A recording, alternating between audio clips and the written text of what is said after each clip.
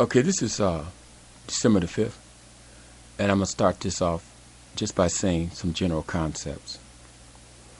All right, the first thing I want to talk to you about is spiritual lag time. Okay, and this is a very important concept. It's one that you need to breathe, relax, and really think it through. Now, we're just using tentative structures here, and we're talking about a spiritual dimension of you, a intellectual dimension of you, a emotional dimension of you, and a physical dimension. But you know you're just part of the universe. So the outer universe has these dimensions too. Okay? And any individual or being that you contact, they have these dimensions too.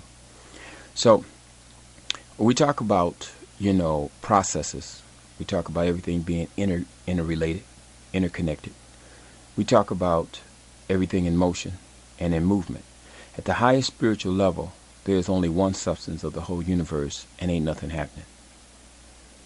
But at the lowest levels, everything is fragmented, everything is discriminating, everything is selfish. So when you see the selfish aspect of you and you start coming in with discrimination, basically, discrimination, it has two sides to it. One side is to grow and to learn, because you have to rightfully divide what is true and what is false, what you're going to be about, what you're not. That's why when we have this issue called good and evil, this is tentative. What's good and evil for a kindergartner may not be good and evil for a fifth grader. So things are in motion. One of the reasons why this world of desire, sensation, intellectualization, egomania, physical so-called hoarding and structures and cravings, why we have all this mix going on is that this is a place where you can absolutely test. Because it does no good to say, I know, and you can't put all four of your vehicles in harmony. Okay, it's usually the ego teaming up with the emotions saying, I know, but really it's pride saying, I don't want to go through it anymore. I'm going to dismiss it out of my head. One of the well-known concepts in psychology is called phobias. And one of the real reasons why people develop phobias is because they get into this egotistical denial. So they run in there and say, well, I don't know why I have an ulcer. I don't know why I have, this type of reaction. I don't know why my eye is twitching. Because they're saying, this person, this situation, this habit pattern is out of here. I won't tolerate it anymore. It doesn't exist. But they're still not in harmony with the season and the environment and the universe around them. So we're talking about resolve, and you would have to absolutely poll, and that's POLL, all of the dimensions, okay, your spiritual side, your intellectual side, and your emotional side, and your physical side. You have to poll these aspects of you and say, look, when I say I am or I know, and are these aspects of me in harmony?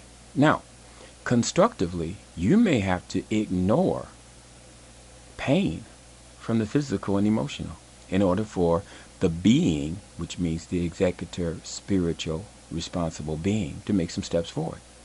Because you may have wisdom intellectually and spiritually where you say, I don't need any more habit investors into this energy. I know it's not constructive. It's not what I thought it was. So I'm not going to do it.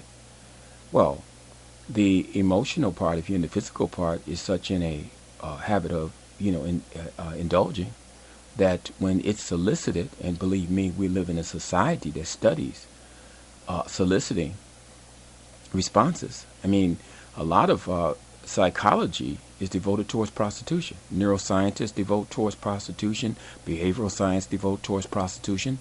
What it means is these people come out of school and they get grants to study how to manipulate human behavior. So, I mean, the ones that go into the smell domain, they go into what taste, the smell, what smells would draw a person to another person. The ones who go into taste, they go into the flavors. The ones that go into eyes, they look at the color combinations and whatever. The ones that go into ears go into music. And it's well known that you can key things to certain levels and you can seduce people into doing certain type of behaviors. But you can decondition yourself on anything that your sensual nature is tied up into. And that's why I'm starting this whole thing out talking about spiritual lag time. because it is this desensitizing, it is this integrating from discrimination. So in other words, I will discriminate in order to see why my spirit is being drained. Oh my goodness, now I turn around and I find out that there's some people around me that don't want to grow. And you know what? They love company. I have a lot of energy, and they would love for me to dwell within their pity patterns. Well, now I've discriminated. I've said, wow, I see what's going on there. Now, am I going to feed this, or am I not going to feed it? So when you talk about this discrimination, you're talking about de-integration. So I may choose not to hang out with these people. I may choose to flip the channel on these people. In other words, I come around them and I don't allow them to dwell on these subject matters. I find ways to get around it. So, but there comes a time when you can discriminate too much and you end up by yourself. And you end up separated from everything. You be in if this discrimination is tied up with emotional resentment, anger, regret, contempt, then you get into another destructive form. So a lot of this stuff about, life navigation is dancing so that you don't get caught into stagnation or despair and things like that. So it's dynamic. But these are things to ponder upon. Let's go back to this energy about lag time. I personally believe everything in the universe is recycled. I personally believe that there are beings living in all different types of dimensions. I personally know that the hearing of a human, even on this planet, with what we know, is just part of the spectrum of hearing that other animals have and other beings have. So, and the same thing with our sight, the same thing with our touch and whatever. These are just keyed to certain small spectrums. So therefore, there's all kind of life and death and different dimensions around us that we wouldn't become aware of. The other thing is, once you have a bunch of desire structures, it's going to bias what you're aware of. Now we come up with these 7 blind men on these elephants. Okay, the one that's feeling the leg says it's a tree stump. The one on the tail says it's a rope. On and on and on, depending on what dimension or perspective you have. If you go into a situation with a bias, if you go into a situation with craving, if you go into a situation with an unsatiated heart, and you're looking for something outside of you to please you, you're not going to be able to make an assessment of what's really going on there, nor what's constructive. You'll be most likely to be deceived. Now, let's get out of this whole concept about, if someone deceives me or the university sees me, or I wasted my energy, or they used me. Let's get words like I was useful. I was able to reintegrate myself into that waste and that chaos and bring some light. I was able to bring something functional out of it. So this moment that we're living in right now, this is the one where the opportunity is. This is the one where you can grow. This is the one where you can make a statement towards principle, and that's what your focus should be. Now, one thing for sure is that you can't be 2 places at the same time. So the trick with all negative formations is it has nothing to do with pain. What it has to do is flipping the channel. So in other words, I'm doomed, I'm cursed, yet I can grow. Well, I'm going to tell you something.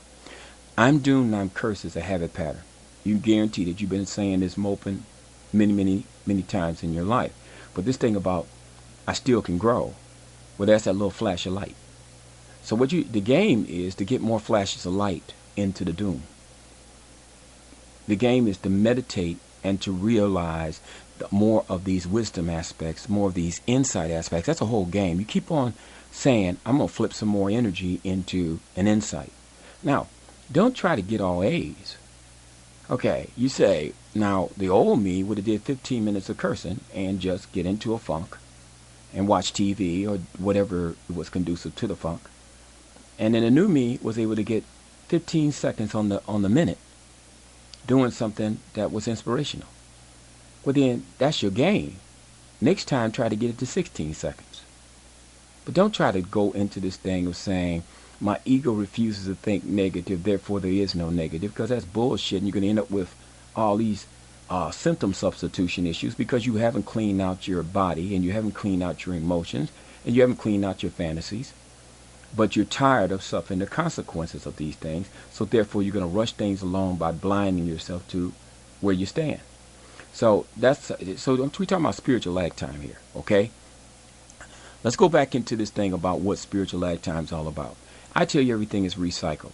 So I'm not talking about reincarnation. I'm talking about rebirth. Because reincarnation could be sort of circular.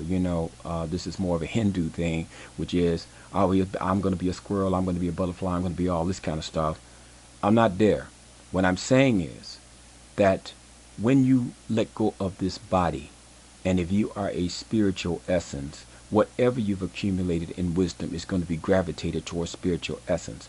If that essence re-embodies itself, and it's always going to be recircled, it will have the signature of that spiritual growth on it. And along with all the lessons you haven't learned, along with all the lust that you have. So that's a whole different kind of concept. But even if you don't believe in that, get this straight. You don't have to know where you failed in the past. You don't have to know what you're working on, because life is going to come and attune you to that level. So if you come to a situation where every time you try to love somebody, they betray you, you could bet 9,000 million damn points that you got an issue going on here with giving and receiving and how people perceive you and what they choose to do with you. So you got a lesson in the love arena. Now, you don't need to know anything. Now, here's the issue. If you have a lesson in the love arena and you act immature and hate-filled, are you going to increase the negative karma or decrease it? See, you don't have to know the past and you don't have to know the future, but you can tell that if you go with the negative, you're going to increase the negative. So that's where the lessons come in anyway. Now, here's the issue.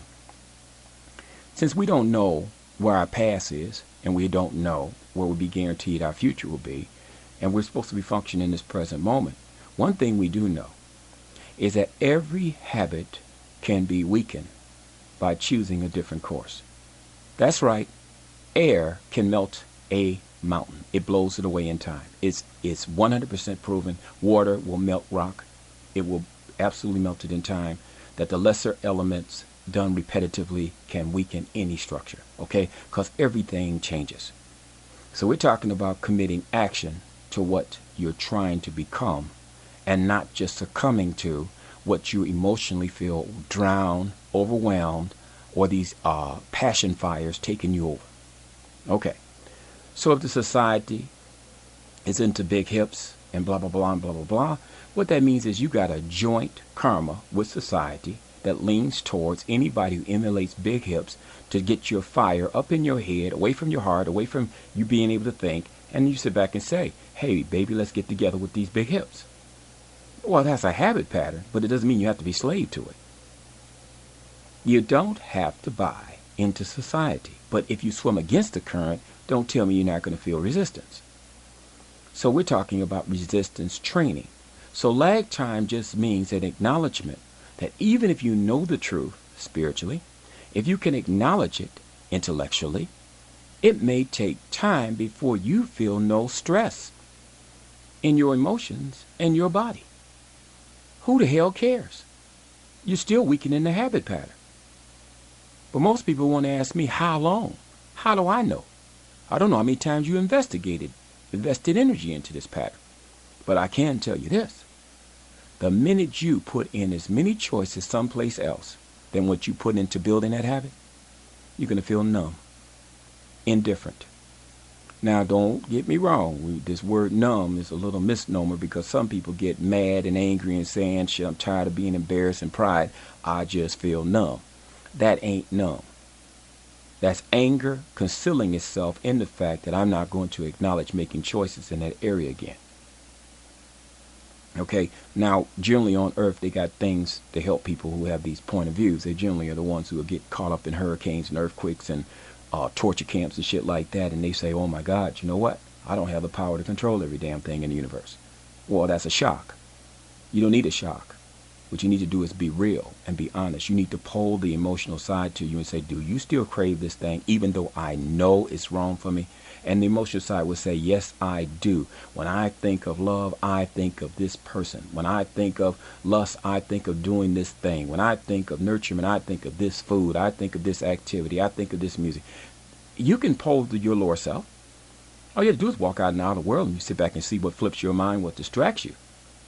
Then you say, okay, that's my baseline. Now, let's get to work. Okay? I mean, these people sit up there and say, I'm going to grow me some biceps, and they sit up there and visualize growing biceps, are not going to get physical biceps. They're going to strengthen their visualization abilities, but they sure the hell ain't going to get no physical biceps. So it's the same thing in the spiritual world. Spiritual strength comes from denying investure into emotional and physical immature structures. Spiritual strength comes from realizing that you're intellectualizing and leaving your emotions and your physical side behind by not training correctly, saying that that lesson is over with. I don't have to put any more energy in it because therefore it doesn't exist anymore. And it really does. Now, if you find yourself continually coming up with a destructive fantasy, and you have tried spiritually to say it's destructive, and you tried mentally to say it's destructive, let me explain something to you. Get in touch with the person that you're projecting this energy on. They'll help you with a reality check. Because they're not what the hell you think they are. And that's why you have assignments that will always say engage the lie. But breathe. Have your eyes open, have your ears open, have your taste open, have everything open. And then you take in information. Because the pain of expectation is when you don't get what you want. And I guarantee you on this earth plane, you will never get what you want on a consistent basis because everything is impermanent, it changes, it's interrelated, and the needs of the part will never stop the whole from expression. You have to tally where the whole is going and try to find a way to fit into it constructively. That's the higher lesson. So, lag time is a time of resistance training. This means that if I live through the giving, if I live through the doing, that's my substance. To desire more nurturing, to desire more insight than living through the doing and living through the giving is unrealistic. That is another expectation you're superimposing on the universe, which is going to reflect back to you what? Disappointment, hurt, sufferance. So get that one straight. And the other one is, if you consistently are dedicated to growing spiritually, you'll get to the point where you say, it's okay for me to feel that ache, that pain. It's okay. It's in the background. You could use it as a sentinel. Now, what would the old me do? I'd be over there trying to do A, B, C, and D. Just like those people over there running doing A, B, C, and D. And you walk up on somebody and you say, you know what? You probably have a need for nurturing, and you're probably going to do A, B, C, and D. Hey, how did you know that? Because you can feel an increase in that energy in your emotional and physical nature when you come around that person. Therefore, they're into the same damn desire pattern. Whenever you get two fires together, you have more heat. And if you didn't put that damn heat there, it's coming from what you're hanging around with. So this also increases your psychic ability to be able to perceive. But it doesn't mean that you can perceive and that you're forced to indulge. So a lot of this, and this is what this thing about patience is about. And the other thing is like this. You can have a machine going with too many desires out there and be spread all over the place. And that's too many irons in the fire. And what most people do is when they're disappointed, they try to find something else. Try to find something else. Try to find something. Because I got to relax. Now, it's so funny that what people call relaxation is that they're drained. Now, what I call spiritual fulfillment is when you've done your best and you can see where you've improved. Now, one regenerates hope and help. The other one just exhausts you sensually, so you crash. Look at that. Think it through. See, if you listen to too much stuff, I mean, I'm not kidding you. If you do a concert of your favorite artist, one after another, you're going to say that's enough of that. And if you keep watching one movie after another, you're going to say that's enough of that. You can exhaust any one of the sensual organs in your body. That's why you have to pace yourself and let them regenerate. Recreation periods. Up and down, yin and yang. Okay? This is for you to reflect. Because you are moving into a period where a lot of people are saying this is the holidays, this is family days, this is it. So that you got all these desire structures out there. Now, they ain't been having happiness the whole year. They haven't grown. They haven't learned. They don't know anything. And yet they still are saying it's still time for me to find a little happiness, some of my desires during this little stretch coming up here. So you're going to experience meltdown. of a lot of people, and when they melt down, they're going to look for any standing structure. So if you're standing and you got some spiritual energy, they would love to take it towards their passions, their expectations. So you'll be challenged. This is called a meltdown period. So you have to be aware of this and pace yourself for it. No one can take your spirit if you understand how to balance yourself from within. They can't take it. They can reflect. You don't have to dance with them. Now, you could be cruel and say, get the hell away from me, and you can go lock yourself up in a cave. That's one way you could do it. But I guarantee you can have nightmares, shadow dreams, whispering voices. I mean, the lesson will come to you because you casted shadow yourself. Or you can learn how to dissipate the energy through alchemy, moving it into something else. But first you have to know how to move it in yourself. Now, if a person is around an alchemist, and then they're also around someone who can go directly to their desires, if they're in hatred, someone hatred. If they're in lust, someone in lust, they're not going to stay around that alchemist. They're going to say, I'll catch you later. I mean, I don't need to think. You're blowing my high. I mean, I don't understand where you're coming from. They'll leave you because it's easier for like to hang around like. They will abandon you. But if a person's in the misery and despair and they're melting down and they're in the terror and fear, they'll listen to an alchemist every day. They're saying, here's my mess. If you can see anything to halt this downslide, please help me. It's a whole different process.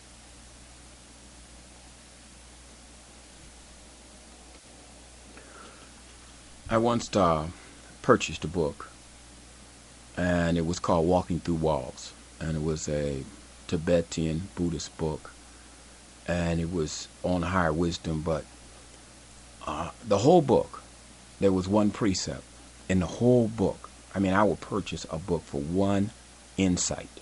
But there was one insight in that whole book that stopped me flat and helped me through suffering. Now, you got to understand, what is this conception saying, walking through walls? Okay, now I was in a position where I had come to a sobering truth that I had a fantasy of friendship. I had a fantasy of sharing, a fantasy in the love arena. Whereas if I give to others the way I want to be given back, that would set up a platform. Number one, they would look at the quality because what I was giving was better than what was out on the market. Number two, it would set up a platform where they would open up to me and share back with me. Now, there was a flaw in this whole structure, a big flaw. And the biggest flaw in the structure was, number one, I didn't come here to be content, because content people don't grow. See, this is a hard concept for people to understand. If you're content, if you get everything and you don't struggle for it, you don't work for it, you don't grow. And you get real scared of people who don't have. That's why the rich got big walls, they got guards, they got all the security, because they get real scared of the have-nots. Okay? And this is based upon jealousy and anger and a lot of things like that. But let's say that you, listening to this material, have a wretched life, so you don't have to worry about somebody taking your misery away from you. I guarantee you they're not going to break in your house and say, please give me your suffering. I want it bad. They're not going to break in on suffering. Okay? Now, let's go back to this walking through walls. What does that mean? What the hell is a wall? A wall is a structure. See, now, in order for us to get our desires, we got to structure out certain experiences in order to structure in certain ones. Problem is, once we structure any damn thing, we set up walls. And they contain us. They lock us in. To hell if we don't get what we want. To heaven if we do get it. But if we get heaven, we're going to want it more and more. We're going to feel insecure that I got to acquire it. It's not as simple as sitting up there saying, Dr. Ruth says an average male wants 2.5 times sex a week. That's not 2.5 days. No, you got to schedule ahead. You got to think about it. You got to wonder who it's going to be, how it should be, how to do it better, how to whatever, what's going on, what's the price. Well, that could preoccupy your mind more. And maybe you're greedy. Maybe you don't want 2.5 times. Maybe you want 5, 6, whatever. So see, passion doesn't stand still. Ask any drug addict. Ask them what they started out with and look at them at the end. Ask an alcoholic. In the end, they're drinking to keep from being sick and see delusions. But the vessel that they use to get the high deteriorates from the exposure to the high. These are things for you to ponder, but let's go back to walking through this wall. So I've talked to you already about polling the inner parts of you. Now, this polling the inner parts of you turns out to be a very important thing, because until you can bring some type of peace between these warring elements, the body's needs and desires, the emotional needs and the desires, the mind's needs and the desires, and the spirit's needs and desires, until you can bring some peace between those in yourself, you can't give anybody any peace. You can't give anybody any love. You can't give anybody any understanding. You can't do it. Now, so spiritually, the training is to drop your threshold. That's why they say agitation within robs one of inner reflection. The right thing to do is to remain still until balance is regained. That's that silent balance that comes from within and quiets down these fires, these greeds, these angers, these passions. Quiet them down so that the emotional part of you does not start coloring what you see, hear, think, taste, and feel. Okay? Now, if that's true, what this book shared with me was the following thing. Number one, if you see an item of desire, this means if you cast a desire structure on something, a fantasy structure, an expectation structure, a desire structure, a hate structure, it makes no difference. You throw it out there. From that moment, you have tied in with an external object, a dance. Now, while that dance is there, the minute you project that out there, the object becomes powerful. It wasn't powerful. The conflict was in yourself first. But when you cast it out to an object, they become powerful. Now, here's the problem. The object does not have to be what you cast onto it. What we call in this society romance is the period of time of when you cast this little desire out there, and the other person may cast a similar desire out there, and it appears to be that you are experiencing what you thought was there. There's your romance. But when you get into the dynamic that since life was manifest itself whole, then no matter who you cast energy on, the universe will give you a challenge. For instance, if you say, I only want to recognize light, the universe will absolutely, in season, bring you darkness. If I only want pleasure, the universe will bring you in season pain. The universe is constantly moving. The thing you lock out is what forces itself in. Okay, so there's no way in the world that that person who's an idiot, and you're an idiot, can cast out these images of divine bliss, or happiness, or sharing, or friendship, or lover, or whatever, if they don't have any skill to be an alchemist, to change things. Then how in the hell can you protect them from their shadow, and they protect you from theirs? And the minute the shadow shows up, they say, why did you bring that shadow into this relationship? They're going to project. Now we're getting into the defense mechanisms of the typical ego, which in traditional psychology are what? Denial, it ain't me. Projection, it's you. Intellectualization, well, it happened because the mojo went left instead of right. Okay? Sublimation, which means I'm just busy going to work. I don't have time to deal with these emotional issues or whatever like this. I'm just doing this one thing over here, and you're on your own when it comes to these things over here. Whatever. These are called defense mechanisms so that the ego does not have to change. It does not have to grow. It does not have to integrate. Remember discrimination? Now we got integration. A challenge to integrate.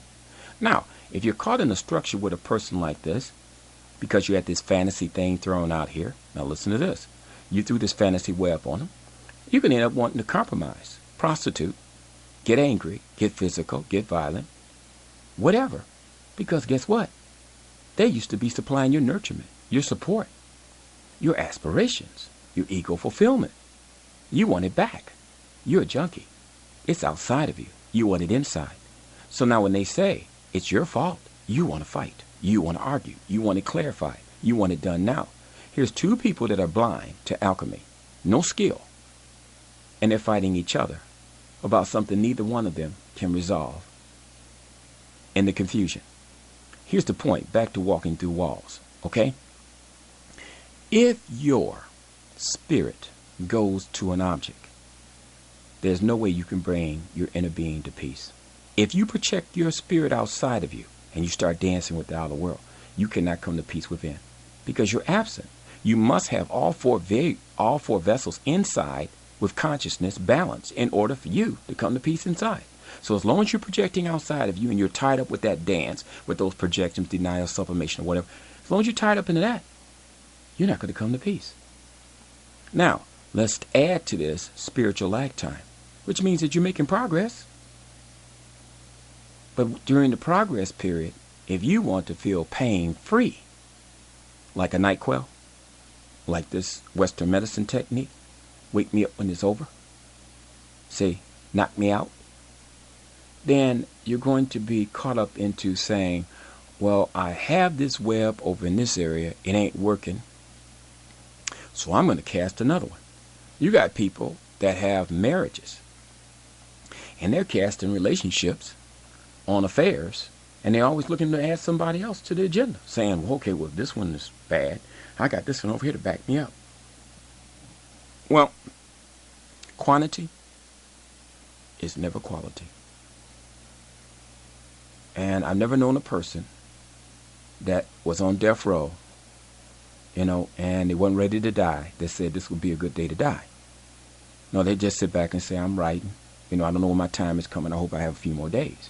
So when you get these affairs and you get these different options and everything like that, that shares with you that you have the option not to concentrate on the dying. And if you don't die, how can you be reborn? We're talking about focus here. This is the difference between coal and a diamond. Same material, carbon. But the diamond goes through the pressure. That's right. The diamond goes through the death process. There's no let up on it until it's one of the hardest substances on the planet, and it shines. Okay? So it's the same thing with a spiritual diamond. So don't regret the pain. Don't regret the suffering. The suffering says, I want something out of season. Be ashamed of the suffering if, in fact, you intellectually want something out of season. Now, this is very strong here. Don't be ashamed of the suffering if your body is stupid enough to want something out of the season. You hear the old expression. The guys who say, my small head told me what to do. Well, that's the body. The body's leading them. Okay? Okay. From the female point of view, well, I couldn't help it. He was hot. Okay? That's the body. The body's leading them. Well, you can first get there by hooking up to the spirit. Get the spirit straight first. Get through the illusion. Then get your mind straight. Say, we're not growing. Okay, this is not constructive. Now, the rest of the energy with the emotions and the body, if you ain't feeding a mole, if you cut off the blood supply to cancer, if you cut off the blood supply to a tumor, I guarantee you it won't live. It's going to die. And that's the whole key here. We're talking about somehow we keep feeding. Now, you can say, if these people around me would just leave me alone and quit tempting me, then I wouldn't be putting energy into these things. And I will tell you this. That could be true. It sure can. And that's called karma. If the outer world overwhelms you with your best effort, that's called karma. But don't worry, keep trying. Because eternity will change the tables. No matter what you try, if you put energy into changing the tables, it will begin to move. But if you never made the connection and the commitment to spirit and linked it up with the intellect, you don't even have a guide. And you know what happens to a boat without a rudder in a storm? It goes wherever the waves go. And you know what happens to a leaf in the wind? It goes wherever the wind blows. And you see that a lot of times you're tested with people who say, ooh, ooh, look at that. Ooh, ooh, I want that. Oh, no, wait a minute, I want that. Oh, I don't want that. They're flipping all over the place. Depending on what happens to them day by day is what they do. So the walking through the wall is to say that object that I am projecting this expectation on cannot be what I think it is. Because if it was, then everybody would see it the same way. And you know one person's pleasure is another person's pain. So it can't be the object that has the power. The object does not have the power. The object is the vector for the power. It's where you're going to assimilate the dance, the lesson. Depending upon how obsessed you are, the further you're going to superimpose something that's out of sync on something that doesn't even have those traits and qualities. Bring the energy back in. This is called buying back your shadow. Get the energy back in. Settle down, quiet down, realize what it is that you're trying to get. If you're looking for nurturement, nurturement ain't got nobody's name on it. There's no such thing as nurturement has a name. Love doesn't have nobody's name on it, if you're looking for that. But if you're looking for a passion experience in the shape and the form of whatever this person is advertising out here, then you are going to be slave to anybody who carries that vessel. So you just wait until somebody comes around with it, and then you go in there and you say, I just hope that they have a good spirit. I hope that they have a solid mind. I hope that emotionally they won't take me places I don't want to go. Well, that's called falling into a condition. And when you hit your head, you can be shocked or crushed or whatever. So these are things to manifest on. So when you bring the energy back inside yourself, then you take the wall apart. And you say, is this the right season in the universe for me to be doing this? Let me watch that person. So instead of you putting that projection out there and saying, ooh, it is what I think it is, how about you send a probe out there to find out whether this person is spiritual? Send a probe out there. What can they think? Is their word their bond? Send another probe out there about their emotions. What are you into?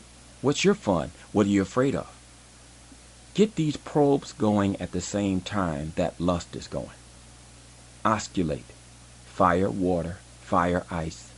And you're going to have a better time reconciliating with yourself in your meditation moments as to whether or not and how to proceed with this situation.